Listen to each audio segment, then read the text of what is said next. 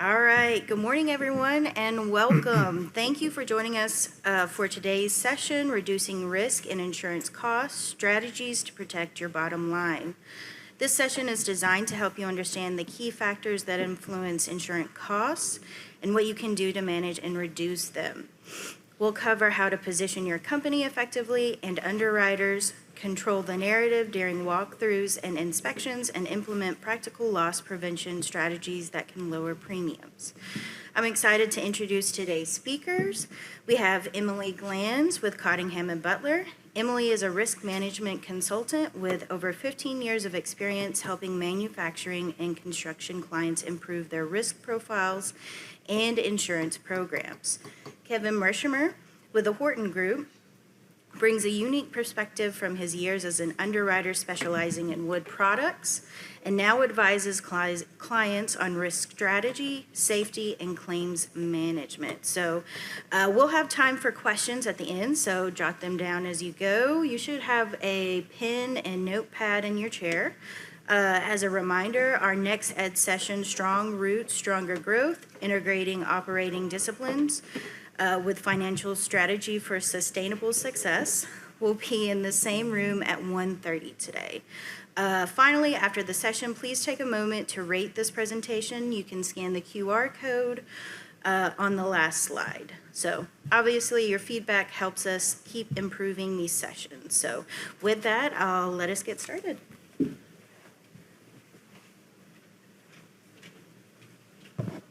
Awesome. Thank you, Brenna. Appreciate the introduction here. So again, my name is Emily Glanz, and I'm with Cottingham and Butler. Just very briefly, high level about who CMB is. We are a privately held insurance broker. We specialize in different segments of the U.S. economy, the wood product space being one of them. I myself, I've been in the industry for close to 15 years in wood products, right? So I've grown up on a heritage farm and a long-standing timber tract with a massive land conservation and preservation initiative in my family specifically. So black walnut is my favorite wood species that there is. Moving forward, I partnered with Cottingham and Butler on the risk management side. So that would be property, casualty, and then again, took that focus into wood products. So I'm gonna take the first half of our conversation today, and we're going to get a little nerdy. So I'm sorry, I want you guys to bear with me. I'm gonna be looking to make sure no one is sleeping in the audience, and Kevin's gonna throw that ball at you if you do, all right? So the reason that matters though is insurance can move really quickly, and whether it's a claim or the renewal process, and sometimes it's confusing, it's annoying, it can be a nuisance. But I wanna take the confusion out of it, and we're gonna get into some of the basics and the backbones of what builds up the commercial US economy, okay? And then moving forward, how can you position yourself in front of an underwriter? And Kevin's gonna go through loss control and engineering and how to walk through the property with the loss control consultant. And we're gonna take it back a little step, and we're gonna go into what does your insurance submission look like, and how can you better control that confusing process? So how many people in this room wish you didn't have to buy insurance? And this can be personal as well. How many feel that we have paid in more premiums than what we've ever received back on a claim? Yeah, that is the majority of individuals that I speak with and companies that I work with. They feel the same way. But as you can see up on the slide, there's this conundrum called the insurance dilemma. And in theory, if you're paying 2.6 in total premiums, you might have a shock year of a $1.3 million claim. And most individuals and companies, they don't have the balance sheet to sustain that type of loss. And that is why you are purchasing insurance. Now, if we think back to the property market specifically is what we're going to spend a lot of our time talking about today. How many felt like it was a roller coaster and not a very fun one?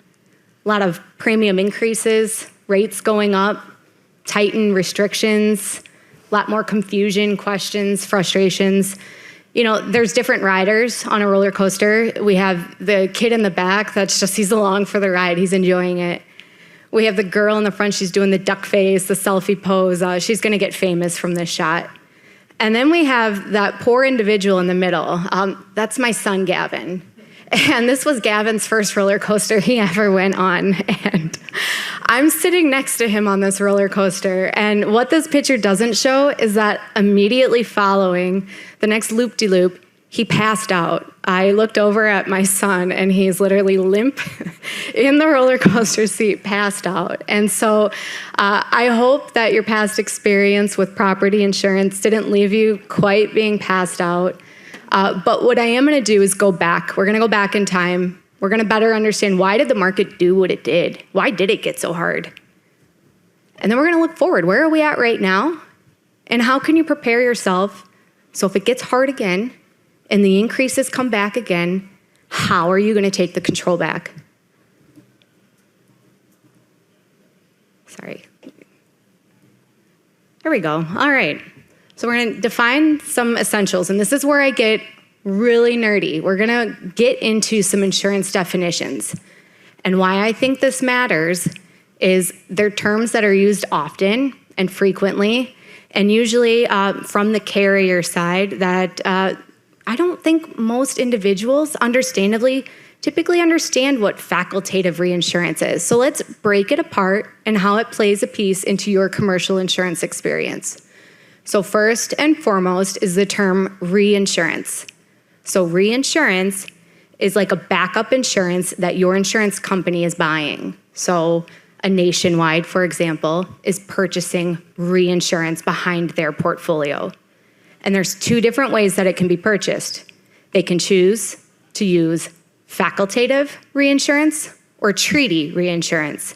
Typically, the easiest one is treaty reinsurance. It's like a blanket commercial policy that says, if you do this, this, and this, then we accept the reinsurance terms on this deal. So for example, if you underwrite risks that are under 50 million in total insured values, outside of catastrophic prone weather event driven areas, so maybe we'll focus on the state of, trying to think of a good one, but they're all kind of poor at this point. Let's say Pennsylvania. So 50 million in Pennsylvania that can qualify for our reinsurance on the treaty side.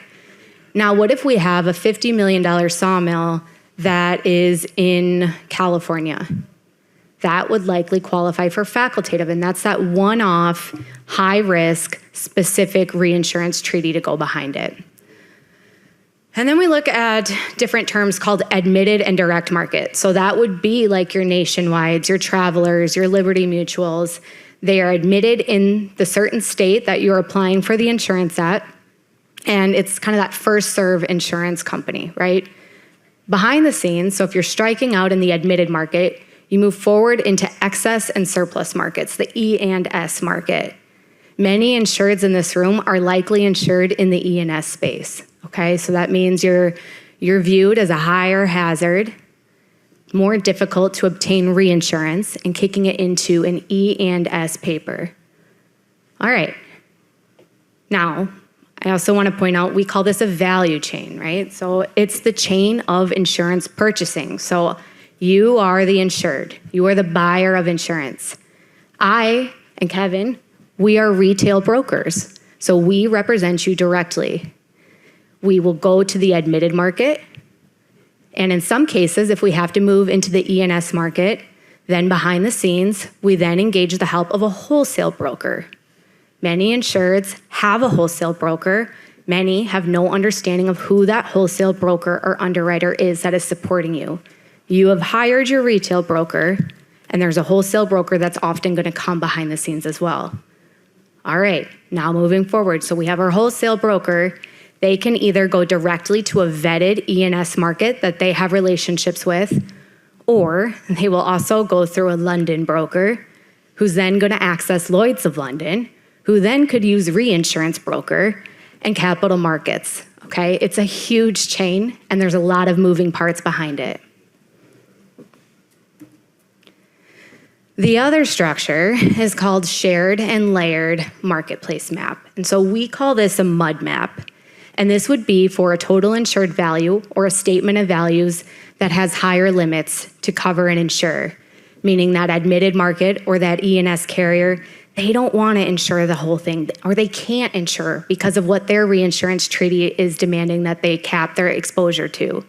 So therefore, there's going to be a bunch of different insurance carriers that are each, again, going to be insuring you behind the scenes and taking a different established percentage of your risk as a whole. Where this can be problematic and create a lot of issues is if the forms are not the same. So now our underwriters and our insurance policies, our binders backing up each of these, they are not speaking the same language and they have different exclusions on them. And what happens if we don't have a singular appointed claims adjuster? What happens if we have a loss and now you're working with 15 different points of contacts? Do you think that's going to be easy for anyone? Absolutely not.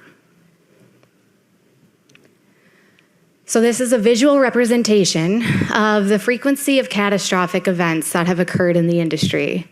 And so the market started to get really hard. And what hard means is that rates went up and the insureds are losing a little bit of control, okay? So hard market means not profitable and typically more in the underwriter, the carrier's control. Soft market means the exact opposite. So we were in a relatively soft market leading up into 2017. And you see my little purple diagram up there? It meant we had some significant weather events and it drove a massively unprofitable year. And that fled us right into a hard market. As you can see, we're now leveling out to about $176 billion worth of losses in the industry from weather events alone. So the other factor that brought forward some increases, so you have rate, which is going to drive an increase or a decrease. You also have the values that you're insuring. And so we had some insureds that they were asked and forced to increase the values on their properties. All right, and because of this, a lot of your statement of values, you should be paying a very close attention to what are you insuring your building values and your equipment values. And so what some of these articles share is that from a third party, I'll call them an industrial appraisal company, Kroll, they said that of 90% of the industrial appraisals that they performed, 90% were undervalued on their buildings. And so our carriers and their reinsurers, they saw that pattern and they said, we need to get the values back up, okay? And so that was another factor that conflated into why the premiums did what they did overall. So we'll go back to the reinsurance and just a visual here. So I'm going to keep picking on Nationwide. And so this is not Nationwide's portfolio. They're just a name brand, and I know they're not in the audience, so we'll say their name. So Nationwide is our carrier X. And historically, if they were fronting the full $50 million of an insured's risk, and then behind the scenes, the next year to follow, they're saying, we've sustained too many losses. We need to protect our balance sheet. So we're going to shift higher into reinsurance, less on our own balance sheet. We're ceding some of the risk away. So it goes from 50 down to 20, 30 million behind the scenes with reinsurance. Moving forward the next year into 2023, move forward into 40 behind the scenes and 10 million front and center. Why does this matter? All right, so it caused non-renewals. So many carriers couldn't get their needed reinsurance and they had to exit the space. Specifically, tougher to insure classes of business, large property schedules, or unprotected facilities overall. That led into what we called, this is not a witch's chant either, but it's double, double, half. So double the rate, double the deductible, half the capacity. The carriers had to pass along their increased reinsurance costs to the policyholders, and ultimately resulted in underwriters being incredibly selective on new business. So let's talk about the wood product space. So current underwriting concerns, poor historical loss ratios, low premium versus high exposure, So some of our mills are on the smaller side, still have a very high exposure. If I'm a $20 million mill, it's still a $20 million total possible loss to that insurance company. High fire risk, and then perceived low risk mitigation. And I put a heavy emphasis on perceived because my next section is going to talk about how to take that perception and share your reality, okay? And get your control back. As you can see, there have still been some notable losses. So PLM posted a 10 million plus fire loss, Novum as well. Now in our excess and surplus market, we had a $25 million fire loss. Now I didn't get the notes on this, okay? But it piqued my interest where it was a sprinkler system turned off during repairs. And just as a plug, and I sincerely want you to write this down, protective safeguard endorsement. Please go look in your insurance policies if you have a protective safeguard endorsement. What does that mean? Protective safeguard endorsement is a requirement that if you have sprinklers in any of your facilities, and sometimes they're in your policies and you don't have sprinklers, okay? So listen to how ludicrous this requirement is. If you have sprinklers and you turn them off or they are impaired for 48 to 72 hours, it depends on the specific language, and you do not notify the carrier, you will not have insurance coverage in the event of a loss. None. So on this loss, $25 million fire loss, was there a protective safeguard? Was it complied with? Did we have coverage? I don't know. On that one too, just to go back, typically, now this isn't making the underwriter the bad guy, right? It's not, okay? You're probably getting a sprinkler credit, and so it's their way to ensure that you are complying with the sprinkler credit requirement. It is a collapse in communication. It should be communicated by your broker to you. It should be communicated from the carriers to the brokers. We should be catching it in our due diligence. So just a common catch that I'm often discussing with our prospects, and something, again, I just want to give back, right?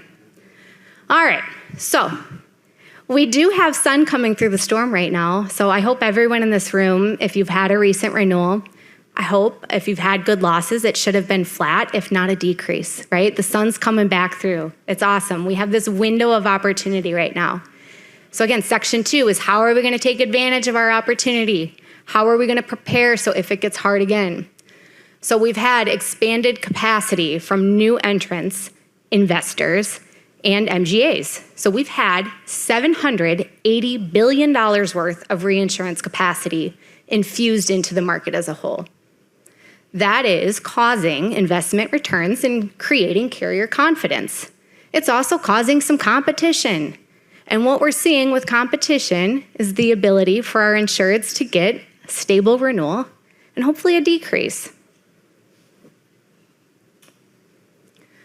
So how can you take advantage of your window of opportunity? So I would encourage everyone in this room to shift into a strategic risk mindset.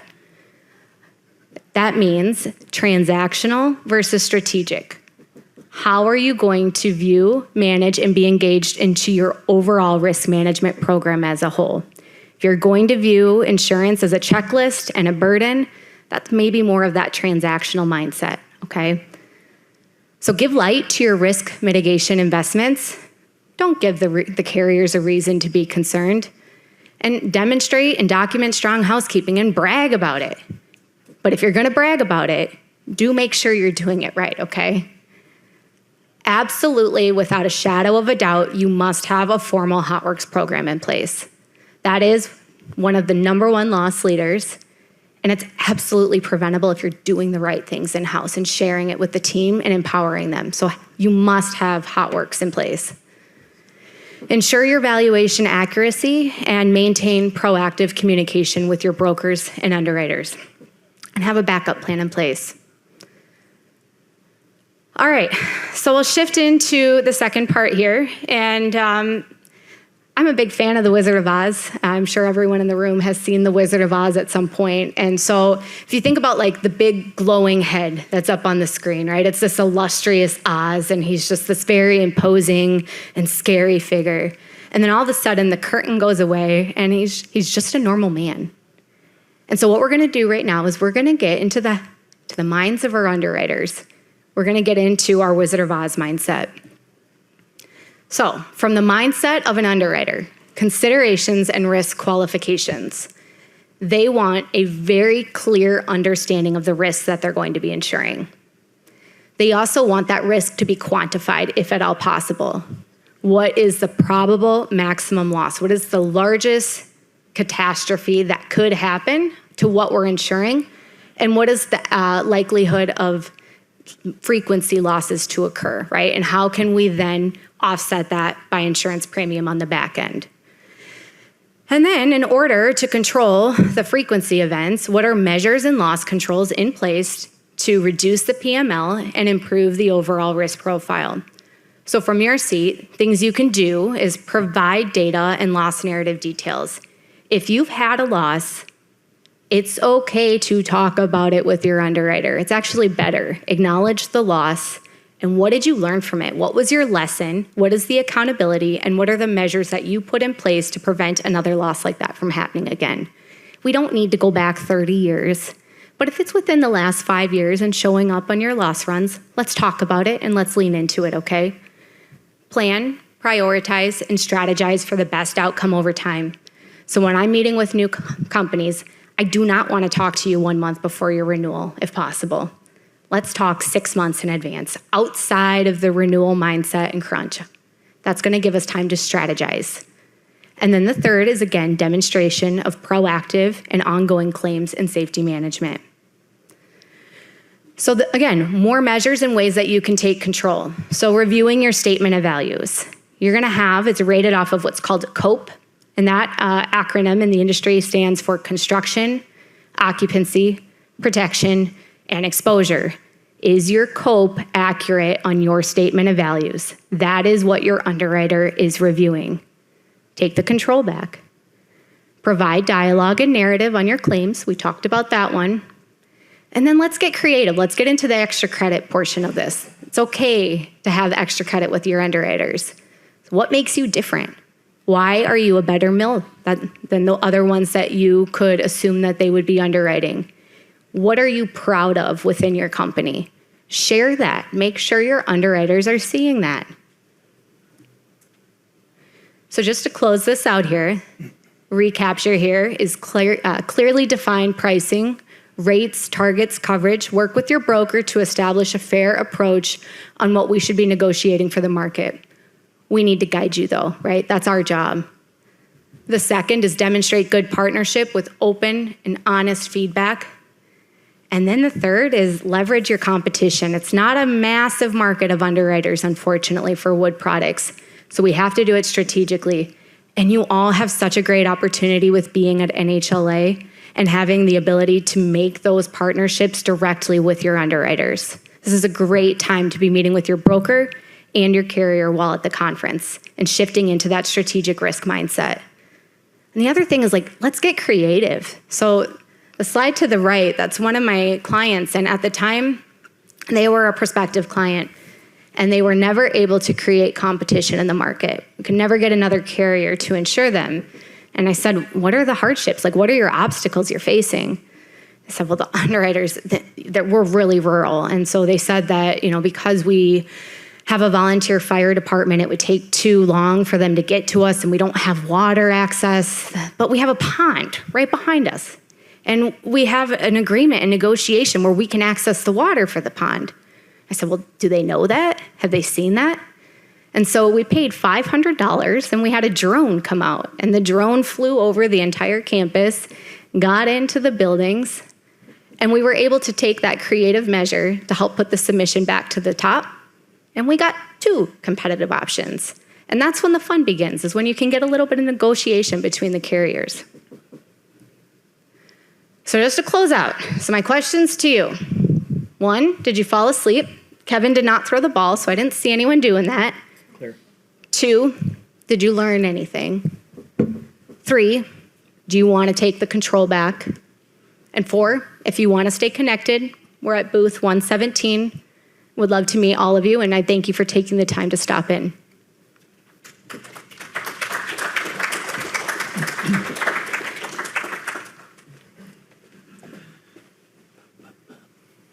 Morning. Still morning, right? All right. So I normally talk really fast and walk around a lot, so this will be a fun challenge. This is normally about an hour-long presentation, so I'm going to skip over a lot of the individual bullet points. If anybody wants a copy of this presentation, just come see me at my booth and we'll get you a copy of it. A lot of times people say, why do we have to do this? And we just went through a lot of different reasons about the market changing. Why do we have to worry about, and I'll be talking about doing tours with underwriters, tours with loss control people. And you say, I've been doing this forever, but there's always a little trick to everything we do, whether it's shooting a free throw, whatever it happens to be, there's a trick to it. And that's kind of what we're going to talk about today, just the little tiny tricks. So really what they're looking for while they're there, what can we do on the front end, even before that underwriter's visit, to make our property stand out? She talked about being in a higher position with the carriers, and this really makes our property stand out. So just a little bit about me. I spent a lot of my time, and I started out in loss control. I did safety for many years. I've always been in wood products for 26, 27 years. That's all I've ever done. Still doing the sales side of it now, but I did underwriting, business development, things like that. Today, we're pretty much just going to be talking about property, but again, this works for workers' compensation, auto, same idea, basically works for all the different lines of coverage. Preparing for the visit. So you might say, well, the guy just shows up, he parks out front, he walks in, and we'll come get him whenever we're ready. Everything we do from a prepared standpoint and making him feel really, really welcome on the front end makes such a big difference. So making sure that the people at the front desk know their name. Make sure they know where to park. When they show up, kind of give them a conference room, give them a bathroom, give them water, just make them feel really welcome. I just had a carrier, Hanover Specialty, walk through one of my clients, and he doesn't like the loss control guy, so I made him sit in the waiting room for 15 minutes. Not the best way to really build rapport with a kid. So they'll do an initial visit, and it's a great time for the owner or the managers to come in, depending on who's going to walk through with them. It's a really great time for everybody just to rush in and meet this new loss control person. You always want to have a notepad ready to go to capture the important details. And again, sometimes these are phone calls, but the same philosophy works. Obviously, you don't have to tell them where to park, but same ideas work whenever it's a phone call. Gathering the paperwork. I'm a big believer in creating a narrative for your operation. A lot of times they're asking the same questions year after year. I mean, gone through a lot of these different loss inspections. They ask the basic questions. So creating your own narrative, you don't have to do that all the time. You can set this stuff to them prior to them showing up, which saves you time. But this is a great list of different things you can provide on the front end, or even when they show up, even if you have a stack of them ready to go when they show up, that really helps you and really makes you stand out. It really talks about documented programs. The housekeeping schedules, what you do for your fire door drop test. It talked about doing an appraisal. I'm a big fan of doing an appraisal. Definitely, it helps you at the time of a loss. Makes carriers feel like you really take your risk control program seriously. It really makes you stand out when you're doing loss control or an appraisal. And again, everybody's doing thermographic scans, but having those out, especially when you talk about what you did on the thermographic scan, showing that you made those repairs. So it's more of a packet that you hand to them when they walk through the door. And you can send it to them on the front end too. And it really saves, at the end of the day, it saves you time. So you can get through that inspection a lot quicker. On your own, you really want to look at if you follow your Dun & Bradstreet, think about your financials. They're going to pull your Dun & Bradstreet, the carriers are. They're going to look at your company website. I have one company that had a large fire about 26 years ago, and it was all over their website. And when I went to market their account, the carriers would come back and go, yeah, we don't want this thing. And it scared them to death, right? And I had another one that all it talked about was their tool rental program and all the different machines they rented. Well, they hadn't rented tools for years. So it's important to look at your website and go, okay, does this really reflect what we do naturally? Take a look at Google Earth. They're really going to be looking and honing in on roof conditions right now. It seems to be a big hot button, taking a look at the roof conditions. So making sure that, some of those pictures from Google Earth, I'll show you one in a minute, they can be a couple years old. So it's really nice to take a look at that and go, and then when they show up, you can say, hey, the Google Earth's really old. So you can explain that to them. Talked about looking at your loss runs, being able to explain past losses and what we did to prevent it from happening again. Don't hide from it. Again, she said, don't you have to talk about everything that happened over 30 years. They only know about the last 5. We don't necessarily want to hide anything, but at the same time, we don't need to talk about stuff that happened 30 years ago. Why are we marketing the account? If the underwriter comes in or the loss control person comes in and You start talking about that, and you've been with PLM or whoever for the last 30 years, and you market your account every 5 years, he's not going to be real excited about spending a whole lot of time. It's going to turn him off a little bit. So you want to have a real good reason. Here's what we're looking for. Here's what we'd like to change about our program. And she talked about the statement of values. It's a big deal. Everybody said, well, hey, that's my agent's job, really, right? She talked about taking control of your insurance program. That's what this is all about. We're in a niche where there may be 6 carriers out there that are doing, the primary manufacturing, veneer, sawmill, and pallet. And even in the secondary, there's not that many. So we want to make sure that we're taking control of this. We're making sure that the information we send into the underwriters is accurate. Don't just rely on your agent. It's really hard to see, but this was sent back to me from an underwriter asking me questions. The picture was a couple years old, but there's clearly a big fire raging in the bottom right-hand corner. She fired that thing back to me, and the big sawdust pile in the back, so I had to explain that out. But this is why it's good to take a look at Google Earth and take a look at your properties.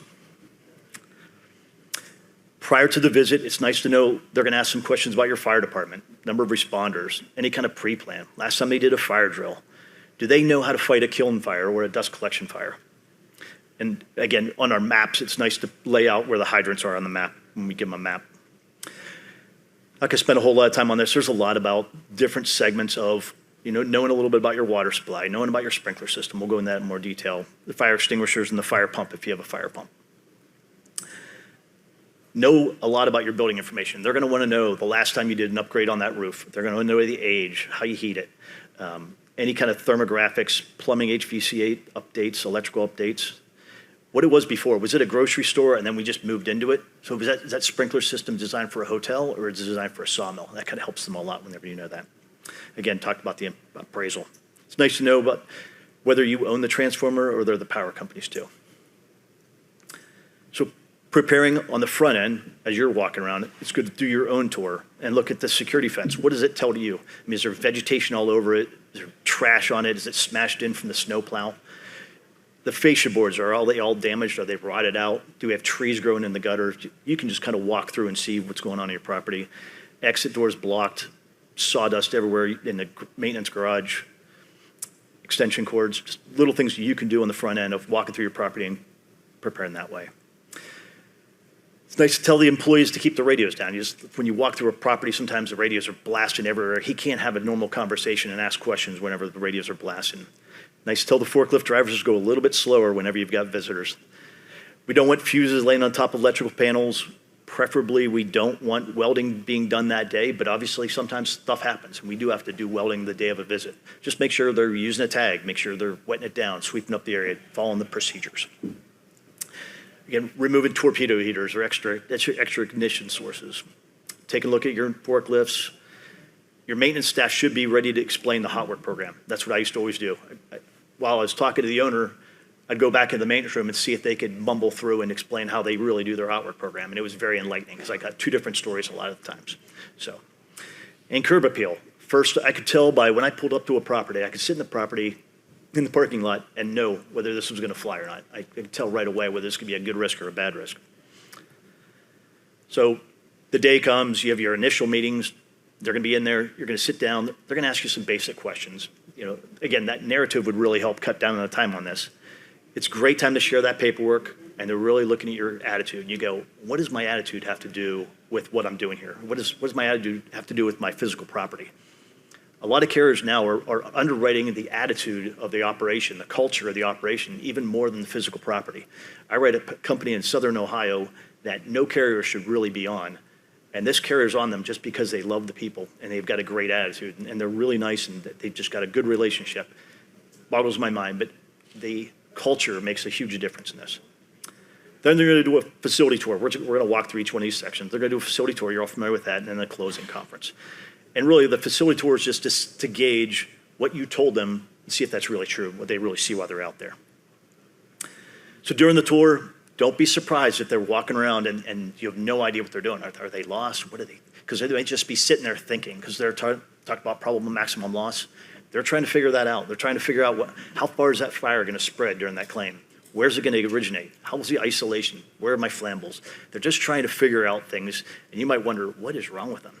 Then they may not follow the tour. You might be really proud of your operation, but they really don't want to go from the debarker to the head rig to the green chain, they may not want to go that way. I used to walk around the outside of the property, walk around the inside of the building, and then wiggle up and down the aisles. That's how I did my inspections. So you may just be a little turned off on the way they want to do it, but it's good to let them do their tour the way they want to do it.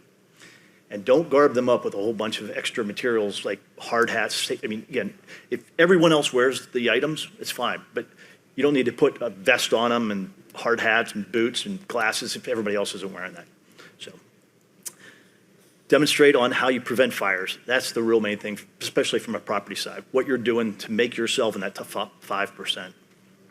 Take notes on their observations. A lot of times, the thing I would always bring up as I was walking around, it was just a test. I was just testing them. I would say, hey, did you ever think about putting heat detectors in your property? These are non-sprinkled properties, just to see what they would say. And a lot of times they would say, hey, that's really not a bad idea, especially if, like your facility, if it's out in the middle of nowhere, no sprinkler system, no hydrant, the fire department's far away, it's a great idea. But I really just did it to see how their attitude was. It's just a good way to test it. So you may be getting tested. You don't have to agree to everything, but it's a good idea to say, you know what, that's a great idea. We'll talk about it internally and get back to you. Just don't turn them off right away. Don't just say no. Let's go. Really, they're looking for two things. Eligibility. Do I want to write this account? Number one, that's just the flat. Do I want to write it? Do I want to walk away? And then rating is, if I do, how aggressive do I want to be? Pretty simple. You get debits for all the things that scare the underwriter and credits for all the things that make them feel comfortable with your operation. Pretty simple that way. Again, we talked about culture. Keep it simple. Don't overthink your operation. Don't try to impress them with how smart you are. I've done a lot of operations where the maintenance person would walk me through, and he tried to talk at such a high level. I actually felt uncomfortable about the operation when I was all done. So by him trying to impress me actually scared me. So we don't want to try to impress the underwriter or the loss control guy when you're walking through. Again, talked about being open to recommendations. Avoid dismissive comments. So green sawdust doesn't burn. We haven't had a fire in 30 years. Steel doesn't burn. Or that's why I buy insurance. The fire department knows us all too well. We do inspections daily. Again, all these comments, it's just fluff. So we want to be very, very specific about what we're saying. And that's why you can't just have anybody walk through with them. You got to be very specific about who walks through the property with the underwriter. So what are they looking for when they're walking around? They're looking for ignition sources, combustibles that can go up, smoking, things like that. We'll hammer through them pretty quick. Sawdust being used as oil soak in garages. I have a lot of garage fires, whether it's the lithium batteries or smoking or the cutting and welding in the garages. I have a lot of fires in garages. Homemade processes always scare us. They're looking at distance between the buildings. Is the fire going to jump from building to building? Fire door maintenance. How will the employee manuals versus what I'm seeing out there? You tell me I have a safety manual and I walk around and no one's wearing their safety glasses. Does it jive? Again, self-inspections, blocked exits, security lighting. I used to drive to my facilities in the morning before they opened or late at night just to see if there was any security lighting around the property. I would always take a loop around the outside just to see what kind of neighborhood they were in. Did some of these. They shut down the power at night. How are they handling the power at nighttime? And then the loading and unloading procedures. Ignition sources are probably the biggest. They're looking for evidence of smoking. And you might say, well, you know what? Everybody smokes in the parking lot. And if that's what you say and that's truly what happens, that's fine. But a lot of times we walk up to the front door and there's 30 cigarette butts in the mulch and laying all on the ground. And eventually those blow into the building. So, or they have a butt can there in the designated area and there's garbage in it or it was on fire or it's laying over in the snow. Just shows that you really don't believe in your systems and your programs. They're going to definitely look at open burning, torpedo heaters, wood burners. A lot of times they use those wood burners to cook food, to keep their gloves warm. Again, they all start fires. Household process heaters, fans, coffee pots throughout the property. Yeah, toaster ovens. Building maintenance. Sorry, I'm flipping through. We're just on a little bit of a time frame. Building maintenance is really important too. It says a lot about how important maintaining your operation is. So do we have broken trusses? Are the roofs really old or leaking? A lot of times there's tarps hanging in the buildings or you can tell there's puddles in the building. Missing fascia boards.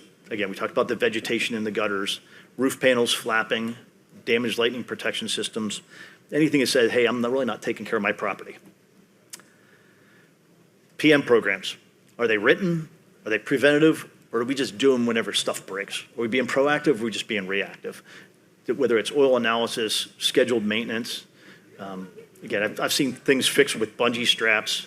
The fluorescent light fixtures, fortunately, is going away, which I'm very happy about. I did an inspection last week in Chicago, and I went through this presentation with the guy, and I gave him about 10 things he needed to do after we walked through this.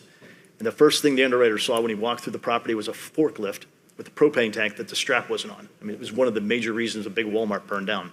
So while you say you do these things, it's really nice to go out and spend the time and catch these things before the underwriter does, because he's going to make his decision pretty quick.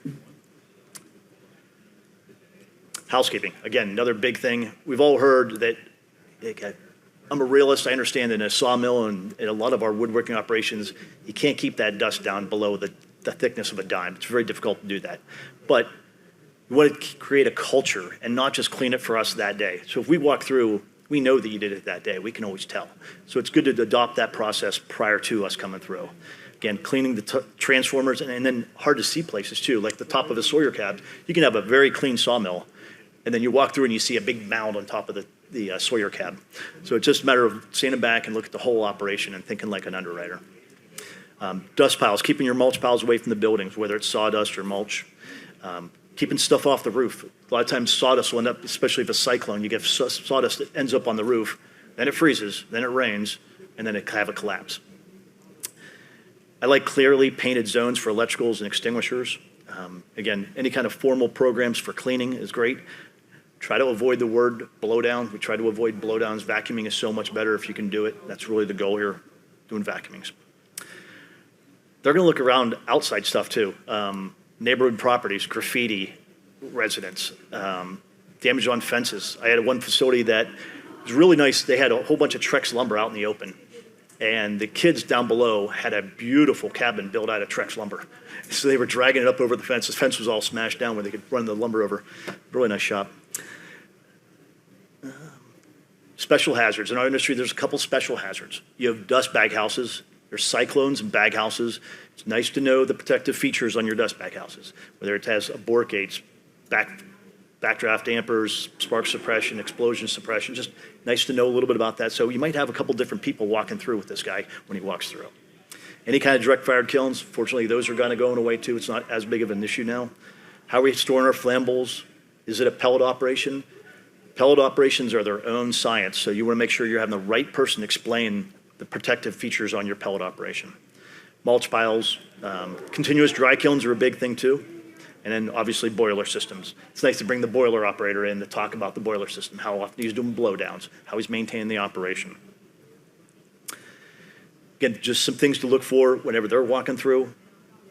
Dirty loaders, fire door maintenance, broken doors, broken trusses, homemade processes.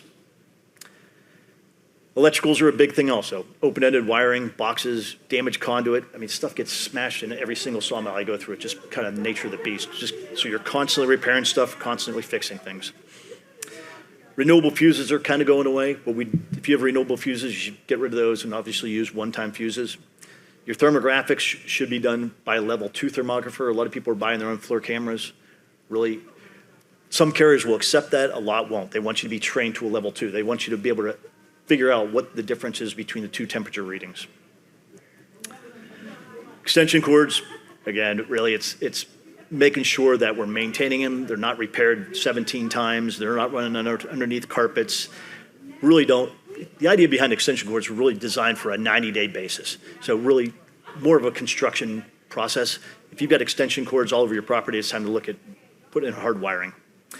Lithium batteries are the new cause of a lot of losses. We actually had a loss in our house because a lithium battery, in my opinion. They never locked it into that. You can imagine, I mean, every maintenance person goes home, they put the battery in, they go home, and they come back, they got a fully charged battery. It's a great idea, but it's causing a lot of fires. So now we're having people put timers on those, so they only charge for 2 hours. It takes care of that issue. Fire extinguishers, you might say, well, yeah, the fire extinguisher guy takes care of those. You need to take care of those. You need to make sure it makes sense. Think about where the fire extinguisher is at a gas station. It's right in between the pumps, the last place you want to go where there's a fire, right next to all the gas. So just walk around the property and think, okay, I really want my back to a door, and that way I can walk in and fight the fire. Just think about where they're located and how hard would it be to jump up over the green chain and go get to it. Am I going to get hurt? The correct type. So there are still water fire extinguishers out there. So we really don't want those around the mill or any type of operation. There's a very specific use for those. And actually training on fire extinguishers. Still have people that throw fire extinguishers on the fire. Doesn't work that way. And again, the securely mounted, having signage, you might say, well, what's the big deal? It's just no big deal.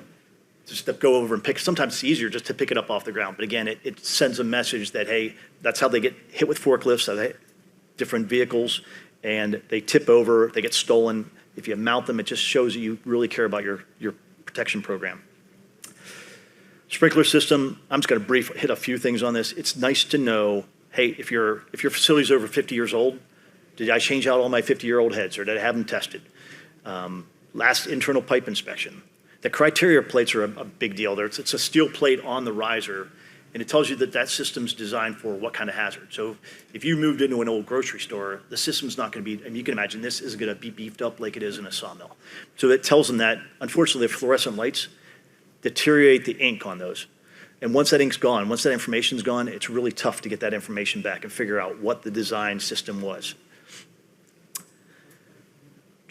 Don't want to hang things from your sprinkler system. In the maintenance garage, I constantly see stuff jammed up into the sprinkler riser piping. And we talked about the protective conditions. I'll take it a step further. Protective conditions isn't just when I had a $20 million loss that was uncovered.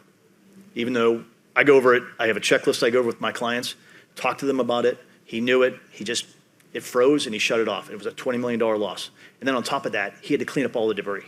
So not only didn't get paid, he had to clean up the mess. So it was very, very ugly. But it also bleeds into, I had a loss recently where they went so far as to take a look at the old sprinkler test report to see if there was stuff that wasn't being done, like the internal pipe inspection.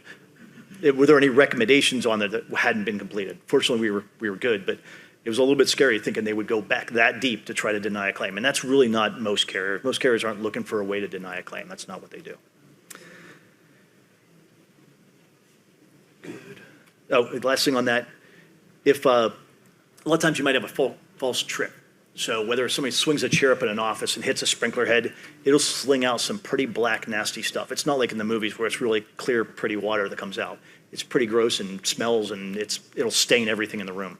So it's nice to be able to know who has the keys, who can go shut that down, how do you handle that system, and not just sit there and wait. HotWorks, we talked a little bit about it.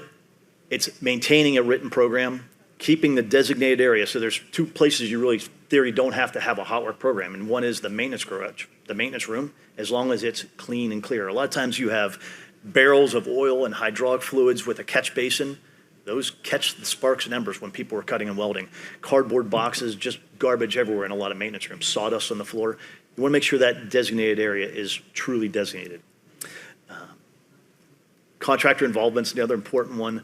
The outside contractors that you bring in should be following a program or following yours, and you need to make sure that they do. It's really important to follow up on that. A lot of times they're doing roof work. Nobody's watching them for a lot of time. So it's really important that you're involved in their hot work program.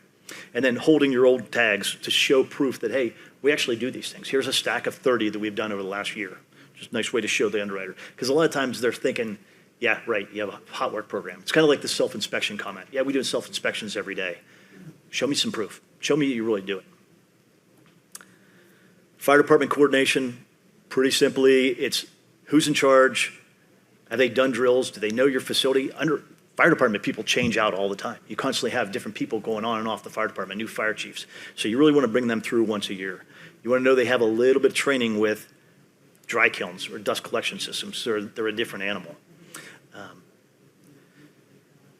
Make sure the fittings are compatible. I had one loss that the hoses didn't fit the hydrant. They had a stork fitting, and it was a brand new truck. It was a complete cluster just because they never tested their fittings on it. They didn't invite them out. They were on their property. There were hydrants on their property.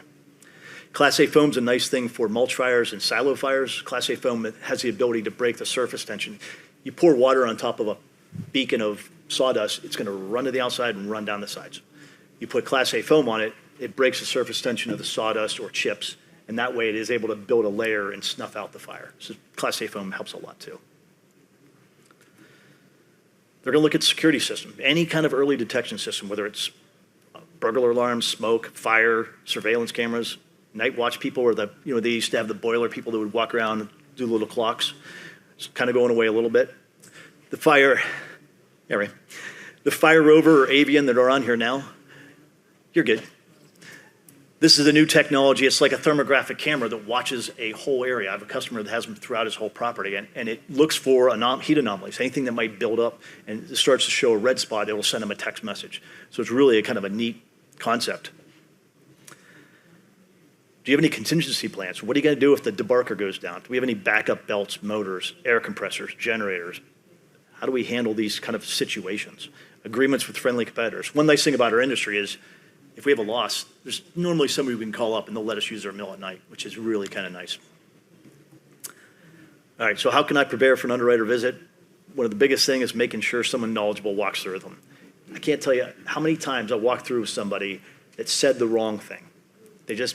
You don't want to just stick them with Bobby, who's brand new. Give this guy a tour. You want to make sure you're very strategic about this. Again, allow them to walk freely, same gear, make sure you're using the hot work stags that day. Make sure everything's secured. Clean up your cigarette butts. Again, really start getting that culture set now so you're not having to deal with it that day before. Okay. Get off. Remove heaters. Check out your electricals. Check out your fire extinguishers, a big thing. First impressions matter. Keep the exterior of the property as clean, as well kept as the interior. I have one place called Banks Hardwoods. You pull up. I don't even want to cut across the grass. It's so nice. It's nicer than mine at home. And the office is beautiful. You walk underneath the tea shed. I constantly see people out there sweeping underneath the tea sheds. They just do a great job of keeping the place clean. Look for litter, old cigarette butts. Adopt that clean culture early on. Okay, in closing, so this would be the closing conference. Remember, stay open to their suggestions. You don't need to comment. You don't have to agree to anything on the spot. Just be open to it. My favorite trick is, what should we improve? Well, two favorite tricks. What do we need to improve on? You do this, you're saying, talk to Corey Bounds, whoever. They're doing a walkthrough. You walk through properties all the time. What do we need to improve on? How can we improve our operation? How can we be in that top 5%? What do you recommend we do? And hopefully they'll give you a lot of good feedback, because that's a really clean, number one, it sends a message about your culture, right? But it's a great way to get some real honest feedback. And then the second one is there anything you saw out there today that we need to fix right now? Is there a safety issue that you'd say, hey, go fix this right now, because we want to know. We don't want anybody getting hurt. That's a great thing. And then offer them a head before you go. Treat this like a job interview. This is really, you're interviewing with the carrier. And you think, well, shouldn't they be begging for my business? During the soft market, they kind of are. But right now, we're still not in that soft market, especially if you're in one of the primary categories. We're still trying to get them to want to write ours. That's it.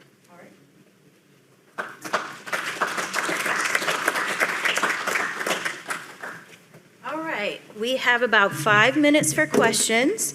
Does anybody have questions right now? You get them